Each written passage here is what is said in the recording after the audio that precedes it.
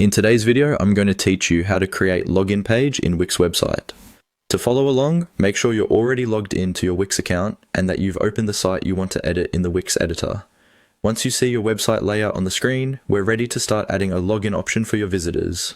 First, look to the left-hand side of the Wix editor. You'll see a vertical toolbar with several icons. Find the plus icon, which is used to add new elements to your page. Go ahead and click on that plus sign. This opens up a panel where you can add all kinds of content to your site, like text, images, buttons, and more.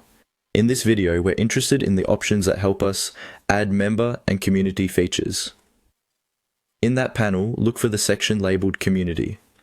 This is where Wix groups together tools related to members, forums, and social features.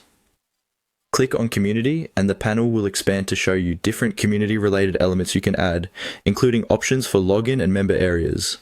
From the Community section, find and click on Login Bar. This is the element that will allow visitors to log in or sign up on your site.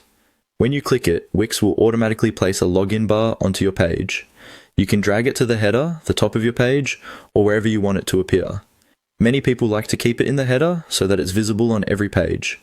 Once the login bar is on your site, click on it to select it. You should see some settings or options appear, usually right next to or above the element. Look for the option that mentions the member name. This is the part of the login bar that shows the user's name once they're logged in. Click on Member Name so you can access more detailed settings for how the login bar behaves and what your members will see. After that, you'll see options like Manage Menu or Set Up Login Bar. Click on either Manage Menu or Set Up Login Bar, depending on what appears for you.